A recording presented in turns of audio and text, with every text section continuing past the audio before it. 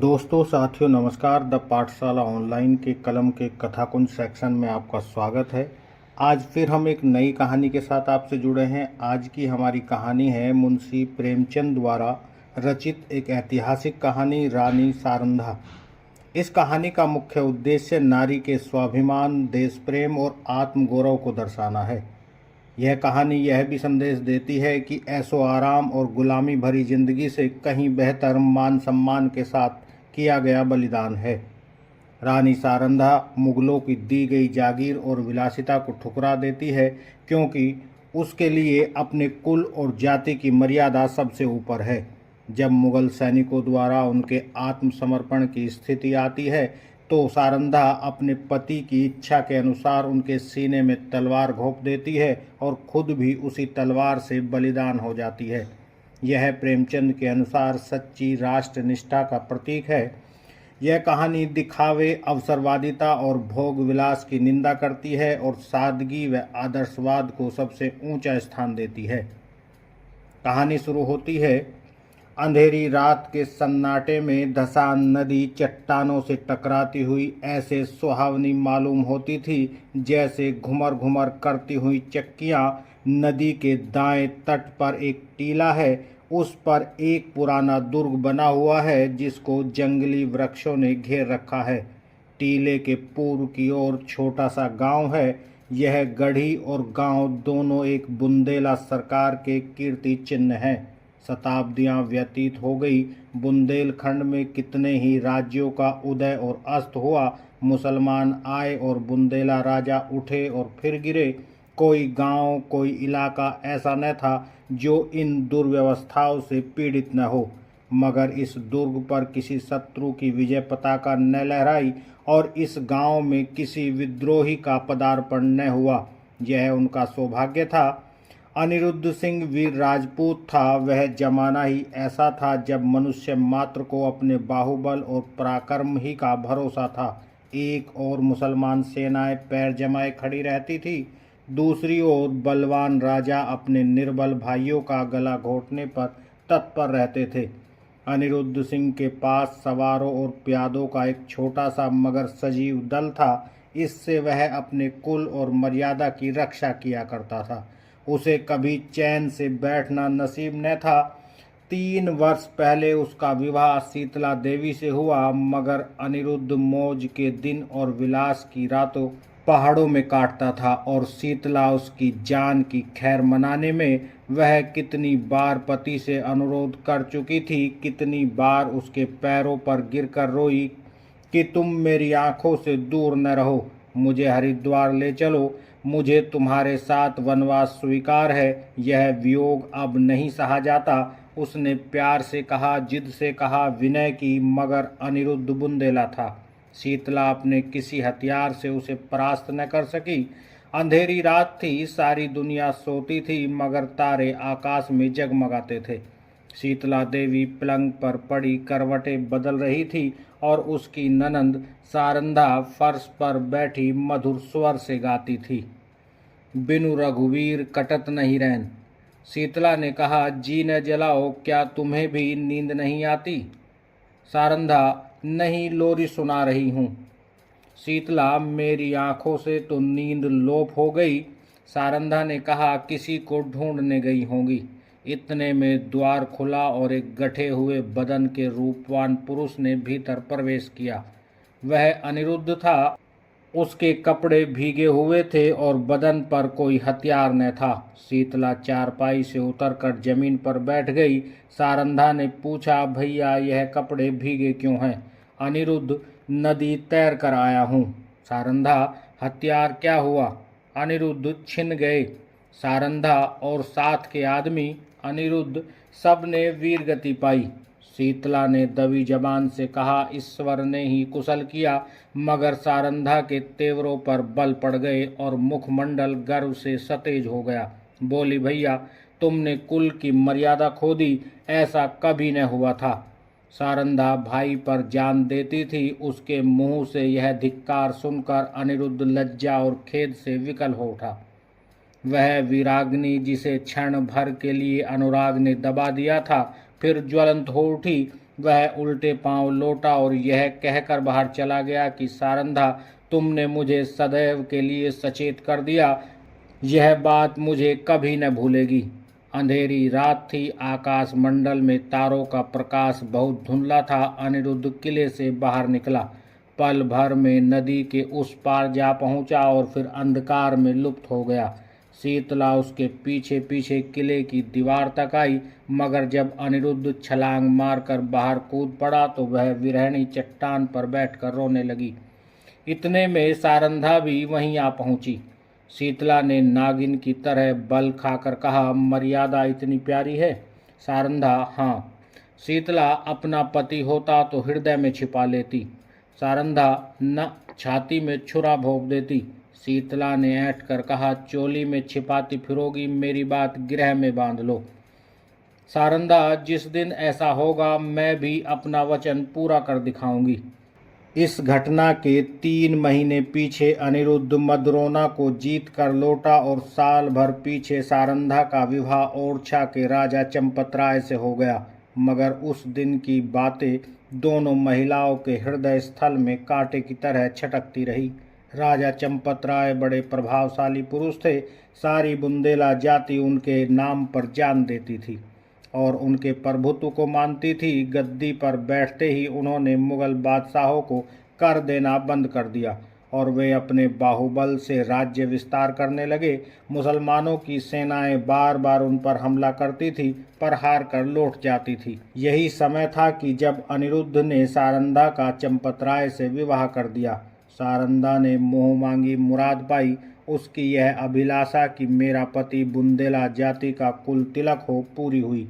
यद्यपि राजा के महल में 5 रानियां थीं, मगर उन्हें शीघ्र ही मालूम हो गया कि वह देवी जो हृदय में मेरी पूजा करती है सारंधा है। परंतु कुछ ऐसी घटनाएं हुई कि चंपतराय को मुगल बादशाह का आश्रित होना पड़ा। वह अपना राज्य अपने भाई पहाड़ सिंह को सौंपकर आप दिल्ली को चला गया। यह शाहजहां के शासनकाल का अंतिम भाग था। शहजादा दारा सिकोह राजकीय कार्यों को संभालते थे। युवराज की आंखों में सील था और चित्त में उदार था। उन्होंने चंपतराय की वीरता की कथाएं सुनी थी, इसलिए उनका बहुत आदर सम्मान किया और कालपी की बहुमूल्य जागीर उन्हें भेंट की, जिसकी आमदनी 9 लाख। यह पहला अवसर था कि चंपतराय को आए दिन के लड़ाई झगड़ों से निवृत्ति मिली और उसके साथ ही भोग विलास का प्राबल्य हुआ। रात दिन आमोद प्रमोद की चर्चाएं रहने लगी। राजा विलास में डूबे, रानियां जड़ाऊ गहनों पर रिझी। मगर सारंधा इन दिनों बहुत उदास और संकुचित रहती। वह इन रंगरलियों से दूर दूर रहती। ये नृत्य और गान की सभाएं उसे सूनी प्रतीत होती। एक दिन चंपतराय ने सारंधा से कहा, सारन, तुम उदास क्यों रहती हो? मैं तुम्हें कभी हंसते नहीं देखता। क्या मुझसे नाराज हो? सारंधा की आंखों में जल भर आया। बोली, नाथ, आप ऐसा विचार क्यों करते हैं? जहाँ आप प्रसन्न हैं वहाँ मैं भी खुश हूँ। चंपतराय, मैं जब से यहाँ आया हूँ मैंने तुम्हारे मुख कमल पर कभी मनोहारिणी मुस्कुराहट नहीं देखी। तुमने कभी अपने हाथों से मुझे बीड़ा नहीं खिलाया, कभी मेरी पाग नहीं सवारी, कभी मेरे शरीर पर शस्त्र नहीं सजाए, कहीं प्रेमलता मुरझाने तो नहीं लगी। सारंधा, प्राणनाथ, आप मुझसे ऐसी बातें पूछते हैं जिनका उत्तर मेरे पास नहीं। यथार्थ में इन दिनों मेरा चित्त उदास रहता है। मैं बहुत चाहती हूँ कि खुश रहूँ, मगर बोझ सा हृदय पर धरा रहता है। चंपतराय स्वयं आनंद में मग्न थे, इसलिए उनके विचार में सारंधा को असंतुष्ट रहने का कोई उचित कारण नहीं हो सकता था। वह भौहें सुकोड़ कर बोले, मुझे तुम्हारे उदास रहने का कोई विशेष कारण नहीं मालूम होता। ओरछा में कौन सा सुख था जो यहाँ नहीं है? सारंधा का चेहरा लाल हो गया। बोली, मैं कुछ कहूँ, आप नाराज तो न होगे? चंपतराय, नहीं, शोक से कहो। सारंधा, ओरछा में मैं वह थी जो अवध में कौशल्या थी। यहाँ मैं बादशाह के एक सेवक की स्त्री हूँ। जिस बादशाह के सामने आज आप आदर से सिर झुकाते हैं, वह कल आपके नाम से कांपता था। रानी से चेरी होकर भी प्रसन्नचित्त होना मेरे वश में नहीं है। आपने यह पद और ये विलास की सामग्रियाँ बड़े महंगे दामों मोल ली है। चंपतराय के नेत्रों से एक पर्दा सा हट गया। वे अब तक सारंधा की आत्मिक उच्चता को न जानते थे। जैसे बे माँ बाप का बालक माँ की चर्चा सुनकर रोने लगता है, उसी तरह ओरछा की याद से चंपतराय की आंखें सजल हो गई। उन्होंने आदर युक्त अनुराग के साथ सारंधा को हृदय से लगा लिया। आज से उन्हें फिर उसी उजड़ी बस्ती की चिंता हुई जहाँ से धन और कीर्ति की अभिलाषाएं उन्हें खींच लाई थी। माँ अपने खोए हुए बालक को पाकर निहाल हो जाती है। चंपतराय के आने से बुंदेलखंड निहाल हो गया। ओरछा के भाग जागे, नौबतें बजने लगी और फिर सारंधा के कमल नेत्रों में जातीय अभिमान का आभास दिखाई देने लगा। यहाँ रहते रहते महीनों बीत गए। इस बीच में शाहजहां बीमार पड़ा। पहले से ईर्ष्या की अग्नि दहक रही थी। यह खबर सुनते ही ज्वाला प्रचंड हुई। संग्राम की तैयारियां होने लगी। शहजादे मुराद और मोहिउद्दीन अपने अपने दल सजाकर दक्षिण से चले। वर्षा के दिन थे। उर्वरा भूमि रंग बिरंग के रूप भरकर अपने सौंदर्य को दिखाती थी। मुराद और मोहिउद्दीन उमंगों से भरे हुए कदम बढ़ाते चले आ रहे थे। यहाँ तक कि धौलपुर के निकट चंबल के तट पर आ पहुँचे, परंतु यहाँ उन्होंने बादशाही सेना को अपने शुभागमन के निमित्त तैयार पाया। शहजादे अब बड़ी चिंता में पड़े। सामने अगम्य नदी लहरें मार रही थी, किसी योगी के त्याग के सादृश्य। विवश होकर चंपतराय के पास संदेश भेजा कि खुदा के लिए आकर हमारी डूबती हुई नाव को पार लगाइए। राजा ने भवन में जाकर सारंधा से पूछा, इसका क्या उत्तर दूं? सारंधा, आपको मदद करनी होगी। चंपत, उनकी मदद करना दारा सिकोह से बैर लेना है। सारंधा, यह सत्य है, परंतु हाथ फैलाने की मर्यादा भी तो निभानी चाहिए। चंपतराय, प्रिय, तुमने सोचकर जवाब नहीं दिया। सारंधा, प्राणनाथ, मैं अच्छी तरह जानती हूँ कि यह मार्ग कठिन है और अब हमें अपने योद्धाओं का रक्त पानी के समान बहाना पड़ेगा, परंतु हम अपना रक्त बहाएंगे और चंबल की लहरों को लाल कर देंगे। विश्वास रखिए, जब तक नदी की धार बहती रहेगी वह हमारे वीरों की कीर्ति गान करती रहेगी। जब तक बुंदेलों का एक भी नाम लेवा रहेगा, ये रक्त बिंदु उसके माथे पर केसर का तिलक बनकर चमकेगा। वायुमंडल में मेघराज की सेनाएं उमड़ रही थी। ओरछा के किले से बुंदेलों की एक काली घटा उठी और वेग के साथ चंबल की तरफ चली। प्रत्येक सिपाही वीर रस से झूम रहा था। सारंधा ने दोनों राजकुमारों को गले से लगा लिया और राजा को पान का बीड़ा देकर कहा, बुंदेलों की लाज अब तुम्हारे हाथ है। आज उसका एक एक अंग मुस्कुरा रहा है और हृदय हुलसित है। बुंदेलों की यह सेना देखकर शहजादे फूले न समाये। राजा वहाँ की अंगुल अंगुल भूमि से परिचित थे। उन्होंने बुंदेलों को तो एक आड़ में छिपा दिया और वे शहजादों की फौज को सजाकर नदी के किनारे किनारे पश्चिम की ओर चले। दारा सिकोह को भ्रम हुआ कि शत्रु किसी अन्य घाट से नदी उतरना चाहता है। उन्होंने घाट पर से मोर्चा हटा लिया। घाट में बैठे हुए बुंदेले उसी ताक में थे। बाहर निकल पड़े और उन्होंने तुरंत ही नदी में घोड़े डाल दिए। चंपतराय ने शहजादा दारा सिकोह को बुलावा देकर अपनी फौज घुमा दी और वह बुंदेलों के पीछे चलता हुआ उसे पार उतर आया। इस कठिन चाल में 7 घंटों का विलंब हुआ, परंतु जाकर देखा तो 700 बुंदेलों की लाशें तड़प रही थी। राजा को देखते ही बुंदेलों की हिम्मत बंध गई। शहजादों की सेना ने भी अल्लाह अकबर की ध्वनि के साथ धावा किया। बादशाही सेना में हलचल पड़ गई। उनकी पंक्तियां छिन्न भिन्न हो गई। हाथों हाथ लड़ाई होने लगी, यहाँ तक कि शाम हो गई। रणभूमि रुधिर से लाल हो गई और आकाश में अंधेरा हो गया। घमासान की मार हो रही थी। बादशाही सेना शहजादों को दबाए आती थी। अकस्मात पश्चिम से फिर बुंदेलों की एक लहर उठी और इस वेग से बादशाही सेना की पुष्ट पर टकराई कि उसके कदम उखाड़ दिए। जीता हुआ मैदान हाथ से निकल गया। लोगों को कौतूहल था कि यह देवीय सहायता कहाँ से आई। सरल स्वभाव के लोगों की धारणा थी कि यह फतेह के फरिश्ते हैं, शहजादे की मदद के लिए आए हैं। परंतु जब राजा चंपतराय निकट आए तो सारंधा ने घोड़े से उतरकर उनके पैरों पर सिर झुका दिया। राजा को असीम आनंद हुआ। यह सारंधा थी। समर भूमि का दृश्य इस समय अत्यंत दुखमय था। थोड़ी देर पहले जहां सजे हुए वीरों के दल थे, वहां अब बेजान लाशें तड़प रही थी। मनुष्य ने अपने स्वार्थ के लिए शुरू से ही अपने भाइयों की हत्या की है। अब विजयी सेना लूट पर टूटी। पहले मर्द मर्दों से लड़ते थे, अब वे मुर्दों से लड़ रहे थे। यह वीरता और पराक्रम का चित्र था। यह नीचता और दुर्बलता की ग्लानिप्रद तस्वीर थी। उस समय मनुष्य पशु बना हुआ था, अब वह पशु से भी बढ़ गया था। इस नोच खसोट में लोगों को बादशाही सेना के सेनापति वली बहादुर खां का मूर्छित शरीर दिखाई दिया। उनके निकट उसका घोड़ा खड़ा हुआ अपनी दुम से मक्खियां उड़ा रहा था। राजा को घोड़ों का शौक था, देखते ही वह उस पर मोहित हो गया। यह ईरानी जाति का घोड़ा अति सुंदर था। एक एक अंग सांचे में ढला हुआ, सिंह की सी छाती, चीते की सी कमर। उसका यह प्रेम और स्वामी भक्ति देखकर लोगों को बहुत कुतूहल हुआ। राजा ने हुक्म दिया, खबरदार, इस प्रेमी पर कोई हथियार न चलाए। इसे जीता पकड़ लो, यह मेरे अस्तबल की शोभा बढ़ाएगा। जो इसे पकड़कर मेरे पास लाएगा, उसे धन से निहाल कर दूंगा। योद्धागण चारों ओर से लपके, परंतु किसी को साहस न होता था कि उसके निकट जा सके। कोई पुचकारता था, कोई फंदे में फंसाने की फिक्र में था, पर कोई उपाय सफल न होता था। यहाँ सिपाहियों का मेला सा लगा हुआ था।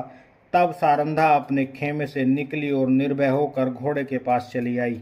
उसकी आंखों में प्रेम का प्रकाश था, छल का नहीं। घोड़े ने सिर झुका दिया। रानी ने उसकी गर्दन पर हाथ रखा और वह उसकी पीठ सहलाने लगी। घोड़े ने उसके आंचल में मुंह छिपा लिया। रानी उसकी रास पकड़कर खेमे की ओर चली। घोड़ा इस तरह चुपचाप उसके पीछे चला, मानो सदैव से उसका सेवक है। पर बहुत अच्छा होता कि घोड़े ने सारंधा से भी निष्ठुरता की होती। यह सुंदर घोड़ा आगे चलकर इस राज परिवार के निमित्त सोने का मृग सिद्ध हुआ। संसार एक रण क्षेत्र है। इस मैदान में उसी सेनापति को विजय लाभ होता है जो अवसर को पहचानता है। ऐसा सेनापति अवसर देखकर जितने उत्साह से आगे बढ़ता है, उतने ही उत्साह से आपत्ति के समय पीछे हट जाता है। और वह वीर पुरुष राष्ट्र का निर्माता होता है और इतिहास उसके नाम पर यश के फूलों की वर्षा करता है। पर इस मैदान में कभी कभी ऐसे सिपाही भी जाते हैं जो अवसर पर कदम बढ़ाना जानते हैं, लेकिन संकट में पीछे हटना नहीं जानते। ऐसा रणधीर पुरुष विजय को नीति की भेंट कर देते हैं। वे अपनी सेना का नाम मिटा देगा, किंतु जहां एक बार पहुंच गया, वहां से कदम पीछे नहीं हटाएगा। उनमें कोई विरला ही संसार क्षेत्र में विजय प्राप्त करता है, तथापि प्राय उसकी हार विजय से भी अधिक गौरवपूर्ण होती है। अगर अनुभवशील सेनापति राष्ट्र की नींव डालता है, तो आन पर जान देने वाला, मुंह न मोड़ने वाला सिपाही राष्ट्र के भावों को उच्च करता है। इसे कार्य क्षेत्र में चाहे सफलता न हो, किंतु जब किसी भाषण या सभा में उसका नाम जबान पर आता है, तो श्रोतागण एक स्वर से उसके कीर्ति गौरव को प्रतिध्वनित कर देते हैं। सारंधा इन्हीं आन पर जान देने वालों में थी। शहजादा मुहिउद्दीन चंबल के किनारे से आगरा की ओर चला तो सौभाग्य उसके सिर पर चंवर हिलाता था। जब वह आगरा पहुंचा तो विजय देवी ने उसके लिए सिंहासन सजा दिया। औरंगजेब गुणज्ञ था। उसने बादशाही सरदारों के अपराध क्षमा कर दिए, उनके राज्य पद लौटा दिए और राजा चंपत राय को उसके बहुमूल्य कृत्यों के उपलक्ष्य में 12 हजारी मनसब प्रदान किया। ओरछा से बनारस और बनारस से यमुना तक उसकी जागीर नियत की गई। बुंदेला राजा फिर राजसेवक बना। वलील बहादुर खां बड़ा वाक चातुर्य व्यक्ति था। उसकी मृदुलता ने शीघ्र ही उसे बादशाह आलमगीर का विश्वास पात्र बना दिया। उस पर राज्यसभा में सम्मान की दृष्टि पड़ने लगी। खां साहब के मन में अपने घोड़े के हाथ से निकल जाने का बड़ा शौक था। एक दिन कुंवर छत्रसाल उसी घोड़े पर सवार होकर सैर को गया। वह खां साहब के महल की तरफ जा निकला। वली बहादुर ऐसे ही अवसर की ताक में था। उसने तुरंत अपने सेवकों को इशारा किया। राजकुमार अकेला क्या करता। घोड़ा छिनवा कर वह पैदल घर आया और उसने सारंधा से सब समाचार बयान किया। रानी का चेहरा तमतमा गया। बोली, मुझे इसका शौक नहीं कि घोड़ा हाथ से गया, शौक इसका है कि तुम उसे खोकर जीता क्यों लौटा। क्या तेरे शरीर में बुंदेलों का रक्त नहीं। घोड़ा न मिलता न सही, किंतु तुझे दिखा देना चाहिए था कि एक बुंदेला बालक से उसका घोड़ा छीन लेना हंसी नहीं है। यह कहकर उसने अपने 25 योद्धाओं को तैयार होने की आज्ञा दी। स्वयं अस्त्र धारण किए और योद्धाओं के साथ वली बहादुर खां के निवास स्थान पर जा पहुंची। खां साहब उसी घोड़े पर सवार होकर दरबार चले गए थे। सारंधा दरबार की तरफ चली और क्षण भर में किसी वेगवती नदी के समान बादशाही दरबार के सामने जा पहुंची। यह कैफियत देखते ही दरबार में हलचल मच गई। अधिकारी वर्ग इधर उधर से जाकर जमा हो गए। आलमगीर भी सहन में निकल आए। लोग अपनी अपनी तलवारें संभालने लगे और चारों तरफ शोर मच गया। कितने ही नेत्रों ने इसी दरबार में अमर सिंह की तलवार की चमक देखी थी। उन्हें वही घटना फिर याद आ गई। सारंधा ने उच्च स्वर से कहा, खां साहब, बड़ी लज्जा की बात है, आपने वही वीरता जो चंबल के तट पर दिखानी चाहिए थी आज एक अबोध बालक के सम्मुख दिखाई। क्या यह उचित था कि आप उससे घोड़ा छीन लेते? वली बहादुर खां की आंखों से अग्नि ज्वाला निकल रही थी। वे कड़ी आवाज से बोले, किसी गैर को क्या मजाल कि मेरी चीज अपने काम में लाए। रानी, वह आपकी चीज नहीं, मेरी है। मैंने उसे रणभूमि में पाया है और उस पर मेरा अधिकार है। क्या रणनीति की इतनी मोटी बात भी आप नहीं जानते? खां साहब, वह घोड़ा मैं न दे सकता, उसके बदले में सारा अस्तबल आपकी नज़र है। रानी, मैं अपना घोड़ा लूँगी। खां साहब, मैं उसके बराबर जवाहरात दे सकता हूँ, परंतु घोड़ा नहीं दे सकता। रानी, तो फिर इसका निश्चय तलवार से होगा। बुंदेला योद्धाओं ने तलवारें सौंत ली और निकट था कि दरबार की भूमि रक्त से प्लावित हो जाए। बादशाह आलमगीर ने बीच में आकर कहा, रानी साहब, आप सिपाहियों को रोके, घोड़ा आपको मिल जाएगा, परंतु इसका मूल्य बहुत देना पड़ेगा। रानी, मैं उसके लिए अपना सर्वस्व त्यागने को तैयार हूँ। बादशाह, जहांगीर और मनसब भी? रानी, जहांगीर और मनसब कोई चीज़ नहीं। बादशाह, अपना राज्य भी? रानी, हाँ, राज्य भी। बादशाह, एक घोड़े के लिए? रानी, नहीं, उस पदार्थ के लिए जो संसार में सबसे मूल्यवान है। बादशाह, वह क्या है? रानी, अपनी आन। इस भांति रानी ने अपने घोड़े के लिए अपनी विस्तृत जागीर, उच्च राज्यपद और राज सम्मान सब हाथ से खोया। और केवल इतना ही नहीं, भविष्य के लिए कांटे बोए। इस घड़ी से अंत दशा तक चंपतराय को शांति न मिली। राजा चंपतराय ने फिर ओरछा के किले में पदार्पण किया। उन्हें मनसब और जागीर के हाथ से निकल जाने का अत्यंत शोक हुआ, किंतु उन्होंने अपने मुंह से शिकायत का एक शब्द भी नहीं निकाला। वे सारंधा के स्वभाव को भलीभांति जानते थे। शिकायत इस समय उनके आत्मगौरव पर कुठार का काम करती। कुछ दिन यहाँ शांतिपूर्वक व्यतीत हुए, लेकिन बादशाह सारंधा की कठोर बात भूला न था। वह क्षमा करना जानता ही न था। ज्यों ही भाइयों की ओर से निश्चय हुआ, उसने एक बड़ी सेना चंपतराय का गर्व चूर्ण करने के लिए भेजी और 22 अनुभवशील सरदार इस मुहिम के लिए नियुक्त किए। शुभकर्ण बुंदेला बादशाह का सूबेदार था। वह चंपतराय का बचपन का मित्र और सहपाठी था। उसने चंपतराय को परास्त करने का बीड़ा उठाया। और भी कितने ही बुंदेला सरदार राजा से विमुख होकर बादशाही सूबेदार से आ मिले। एक घोर संग्राम हुआ। भाइयों की तलवारें रक्त से लाल हुई।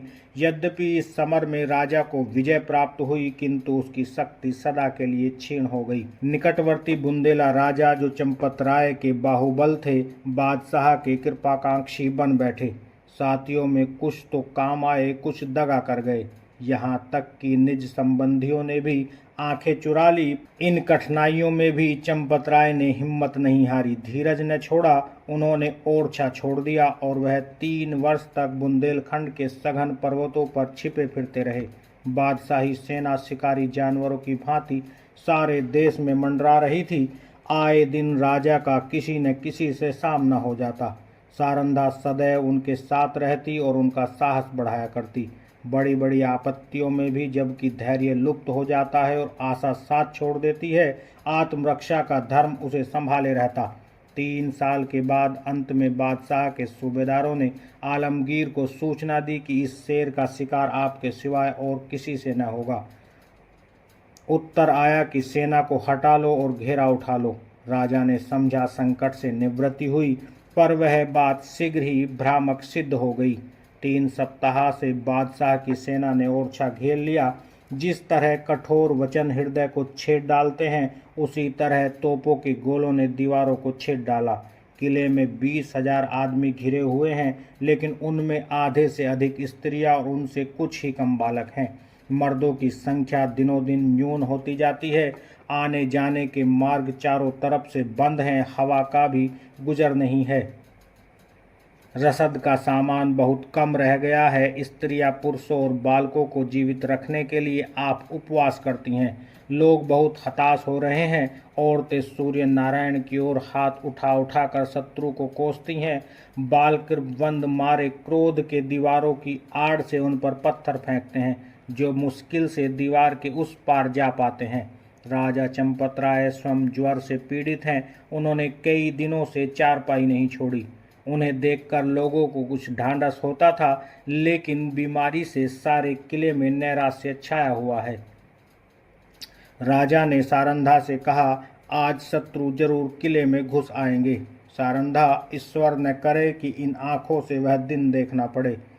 राजा, मुझे बड़ी चिंता इन अनाथ स्त्रियों और बालकों की है। गेहूं के साथ यह घुन भी पिस जाएंगे। सारंधा, हम लोग यहाँ से निकल जाएं तो कैसा रहेगा? राजा, इन अनाथों को छोड़कर?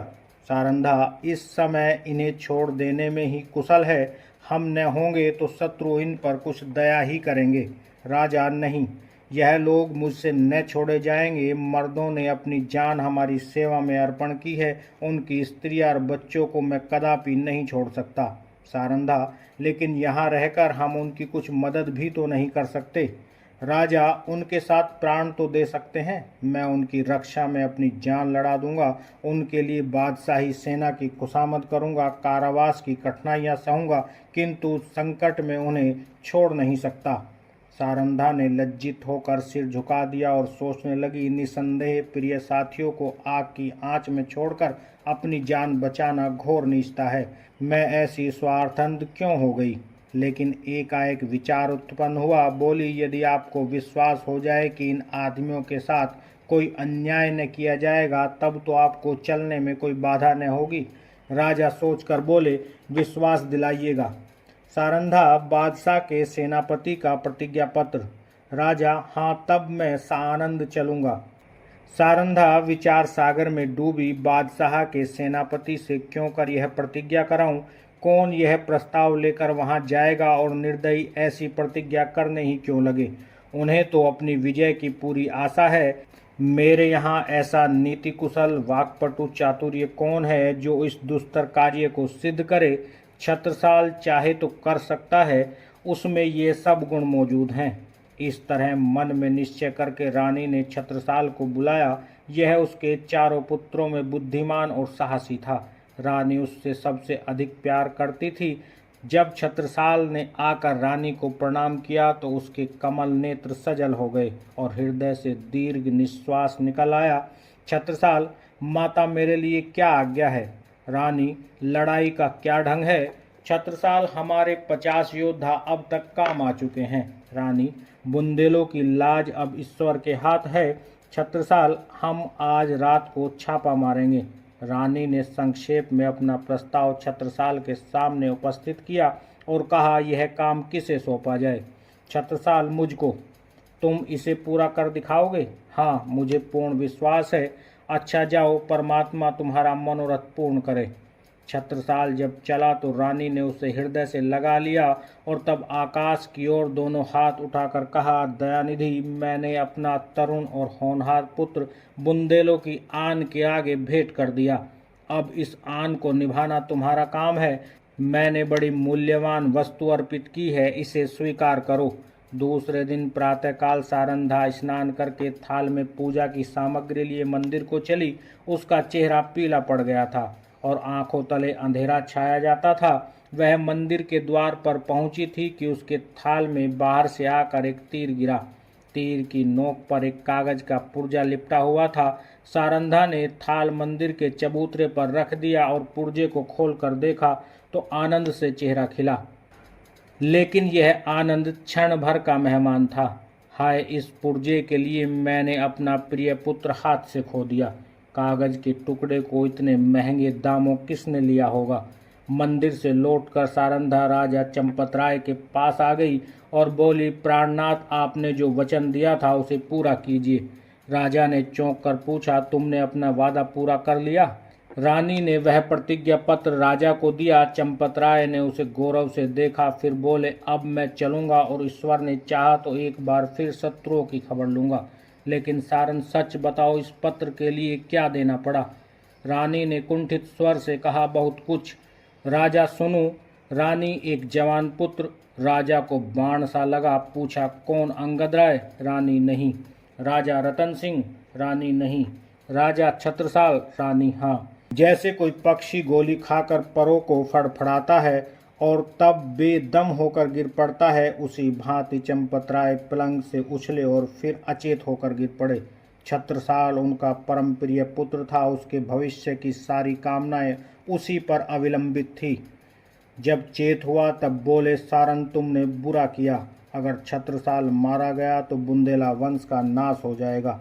अंधेरी रात थी। रानी सारंधा घोड़े पर सवार होकर चंपतराय को पालकी में बिठाकर किले के गुप्त मार्ग से निकली जाती थी। आज से बहुत समय पहले एक दिन ऐसी ही अंधेरी दुखमय रात्रि थी। तब सारंधा ने शीतला देवी को कुछ कठोर वचन कहे थे। शीतला देवी ने उस समय जो भविष्यवाणी की थी वह आज पूरी हुई। क्या सारंधा ने उसका जो उत्तर दिया था वह भी पूरा होकर रहेगा? मध्याह्न था। सूर्य नारायण सिर पर आकर अग्नि की वर्षा कर रहे थे। शरीर को झुलसाने वाली प्रचंड प्रखर वायु वन और पर्वत में आग लगाती फिरती थी। ऐसा प्रतीत होता था मानो अग्निदेव की समस्त सेना गुजरती हुई चली आ रही है। गगन मंडल इस भय से कांप रहा था। रानी सारंधा घोड़े पर सवार चंपतराय को लिए पश्चिम की तरफ चली जाती थी और 10 कोस पीछे छूट चुका था और प्रतिक्षण यह अनुमान स्थिर होता जाता था कि अब हम भय के क्षेत्र से बाहर निकल आए हैं। राजा पालकी में अचेत पड़े हुए थे और कहार पसीने में सराबोर थे। पालकी के पीछे 5 सवार घोड़ा बढ़ाए चले आते थे। प्यास के मारे सबके बुरा हाल था। तालू सूखा जाता था। किसी वृक्ष की छांव और कुएं की तलाश में आंखें चारों ओर दौड़ रही थी। अचानक सारंधा ने पीछे की तरफ फिर कर देखा तो उसे सवारों का एक दल आता हुआ दिखाई दिया। उसका माथा ठनका कि अब कुशल नहीं है, यह लोग अवश्य हमारे शत्रु हैं। फिर विचार हुआ कि शायद मेरे राजकुमार अपने आदमियों को लिए हमारी सहायता को आ रहे हैं। नैराश्य में भी आशा साथ नहीं छोड़ती। कई मिनट तक वह इसी आशा और भय की अवस्था में रही, यहाँ तक कि वह दल निकट आ गया और सिपाहियों के वस्त्र साफ नजर आने लगे। रानी ने एक ठंडी सांस ली। उसका शरीर तृणवत कांपने लगा। वह बादशाही सेना के लोग थे। सारंधा ने कहारों से कहा, डोली रोक लो। बुंदेला सिपाहियों ने भी तलवारें खींच ली। राजा की अवस्था बहुत शोचनीय थी, किंतु जैसे दबी हुई आग हवा लगते ही प्रदीप्त हो जाती है, उसी प्रकार इस संकट का ज्ञान होते ही उनके जर्जर शरीर में वीरता चमक उठी। वे पालकी का पर्दा उठाकर बाहर निकल आए। धनुष बाण हाथ में ले लिया, किंतु वह धनुष जो उनके हाथ में इंद्र का वज्र बन जाता था, इस समय जरा भी न झुका। सिर में चक्कर आ गए, पैर थर्राए और वे धरती पर गिर पड़े। भावी अमंगल की सूचना मिल गई। उस पंख रहित पक्षी के सदृश्य जो सांप को अपनी तरफ आते देखकर ऊपर की ओर उचकता और फिर गिर जाता है। राजा चंपतराय फिर संभले उठे और फिर गिर पड़े। सारंधा ने उन्हें संभाल कर बैठाया और रोक कर बोलने की चेष्टा की, परंतु मुंह से केवल इतना निकला, प्राणनाथ। इसके आगे मुंह से एक शब्द भी न निकला। आन पर मरने वाली सारंधा इस समय साधारण स्त्रियों की भांति शक्तिहीन हो गई, लेकिन एक अंश तक यह निर्बलता स्त्री जाति की शोभा है। चंपतराय बोले, सारन देखो, हमारा एक वीर जमीन पर गिर गया। उसने इस अंतिम समय में आ घेरा। मेरी आंखों के सामने शत्रु तुम्हारे कोमल शरीर में हाथ लगाएंगे और मैं जगह से हिल भी न सकूंगा। हाय मृत्यु, तू कब आएगी? यह कहते कहते उन्हें एक विचार आया। तलवार की तरफ हाथ बढ़ाया, मगर हाथों में दम न था। तब सारंधा से बोले, प्रिय, तुमने कितने ही अवसरों पर मेरी आन निभाई है। इतना सुनते ही सारंधा के मुरझाए हुए मुख पर लाली दौड़ आई। आंसू सूख गए। इस आशा में कि मैं पति के कुछ काम आ सकती हूँ। उसके हृदय में बल का संचार हुआ। वह राजा की ओर विश्वासोत्पादक भाव से देखकर बोली, ईश्वर ने चाहा तो मरते दम तक निभाऊंगी। रानी ने समझा, राजा मुझे प्राण देने का संकेत कर रहे हैं। चंपतराय, तुमने मेरी बात कभी नहीं टाली। सारंधा, मरते दम न टालूंगी। यह मेरी अंतिम याचना है, इसे अस्वीकार न करना। सारंधा ने तलवार को निकालकर अपने वक्ष स्थल पर रख लिया और कहा, यह आपकी आज्ञा नहीं है। मेरी हार्दिक अभिलाषा है कि मरूं तो यह मस्तक आपके पद कमलों पर हो। चंपतराय, तुमने मेरा मतलब नहीं समझा।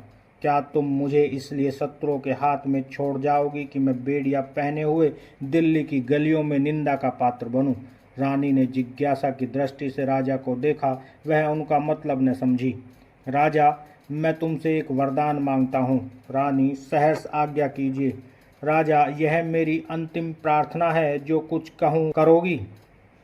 रानी, सिर के बल करूँगी। राजा, देखो तुमने वचन दिया है, इनकार न करना।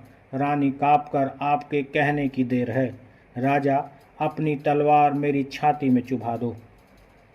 रानी के हृदय पर वज्रपात सा हो गया। बोली, जीवननाथ, इसके आगे वह और कुछ न बोल सकी। आंखों में नैराश्य छा गया। राजा, मैं बेड़िया पहनने के लिए जीवित रहना नहीं चाहता। रानी, हाय, मुझसे यह कैसे होगा? पांचवा और अंतिम सिपाही धरती पर गिरा। राजा ने झुंझलाकर कहा, इसी जीवन पर आन निभाने का गर्व था। बादशाह के सिपाही राजा की तरफ लपके। राजा ने नैराश्यपूर्ण भाव से रानी की ओर देखा। रानी क्षण भर अनिश्चित रूप से खड़ी रही, लेकिन संकट में हमारी निश्चयात्मक शक्ति बलवान हो जाती है। निकट था कि सिपाही लोग राजा को पकड़ लें कि सारंधा ने दामिनी की भांति लपक कर तलवार राजा के हृदय में चुभा दी। प्रेम की नाव प्रेम के सागर में डूब गई। राजा के हृदय से रुधिर की धारा निकल रही थी, पर चेहरे पर शांति छाई हुई थी। कैसा करुण हृदय है वह स्त्री जो अपने पति पर प्राण देती है, आज उसकी प्राणघातिका है। जिस हृदय से उसने यौवन सुख लूटा, जो हृदय उसकी अभिलाषाओं का केंद्र था, जो हृदय उसके अभिमान का पोषक था, उसी हृदय को सारंधा की तलवार छेद रही है। किसी स्त्री की तलवार से ऐसा काम हुआ है? आह, आत्माभिमान का कैसा विषादमय अंत है। उदयपुर और मारवाड़ के इतिहास में भी आत्मगौरव की ऐसी घटनाएं नहीं मिलती। बादशाही सिपाही सारंधा का यह साहस और धैर्य देखकर दंग रह गए। सरदार ने आके बढ़कर कहा, रानी साहिबा, खुदा गवाह है, हम सब आपके गुलाम हैं। आपका जो हुक्म होगा हम उसे मानेंगे। सारंधा ने कहा, अगर हमारे पुत्रों में से कोई जीवित हो तो ये दोनों लाशें उसे सौंप देना। यह कहकर उसने वही तलवार अपने हृदय में चुभा ली। जब वह अचेत होकर धरती पर गिरी तो उसका सिर राजा चंपतराय की छाती पर था। और यही कहानी समाप्त हो जाती है। दोस्तों, साथियों, अगर ये कहानी आपको पसंद आई हो तो इसे लाइक करें, हमारे चैनल को सब्सक्राइब करें। आगे फिर एक नई कहानी के साथ आपसे जुड़ते हैं, तब तक के लिए दीजिएगा इजाज़त। जय हिंद, जय भारत।